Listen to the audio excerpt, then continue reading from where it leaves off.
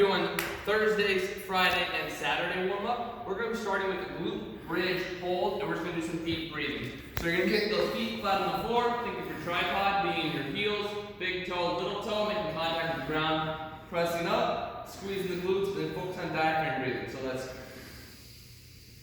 big deep breath in, pulling all that air out, and do like some extra stability by driving those elbows into the ground as well during that glute bridge. After doing that, 30 seconds, we're going to go to what's called the Samsons. So every day of the week, try to encourage the clients to grab a knee pad. For the Samsons, we're going to go down on one knee, get in that hip flexor position, and the half kneeling, link their fingers together, and then as we do our hip pulses forward, we're going to reach up overhead, get a nice stretch through those lats.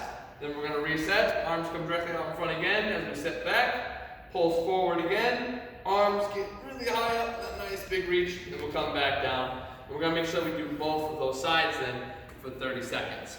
From there, actually we're going to keep the knee pad, we're going to do what's called a yoga plex. So think about taking the half kneeling position and then really opening it up. So I'm really going to try to open that hip up. So I just took that half kneeling position. I'm going to drive that front foot forward, now drive that knee, try to see if I can get it back to a point where it's over top of my heel. And then I'm going to open up my chest by bringing my arm all the way back behind me, and then as I come forward, just a nice little brush on the ground with my fingertips because I forced myself to really open up that hip over the course of that 30 seconds. So that they're going to really feel a stretch through here when it's done properly in that yoga plex. And we're going to do both sides just like we did in the Samsons. From there, we're going to go into Scapula Pushups. For this exercise, try to get everybody up tall in that tall plank position, because all we're doing is engaging the shoulder blades. We're not actually doing a push-up. So we want to think about a nice tight core, shoulder blades, back and together they pinch, and then I extend at the top. Push back and together, and then push hard at the top. Notice how the arms are staying locked out, and then staying as a core position, but those shoulder blades are getting a workout then over the course of that 30 seconds. From there, we're going to stay on our hands, but our feet are going to go wide now as we go into our splits rock. So just nice and wide stance, you start to feel that stretch through your guys' adductors. With those hands on the ground, we're going to sit back and we're going to try to get that butt behind the heels. Now I'm going to feel that stretch in my hamstrings as I pulse back and forth, hence the name of the splits rocker. So we do want to create that rocking when you guys are in this position. So wide enough to feel that stretch, and then they're able to rock past those heels. From there, we're going to go into Inchworm.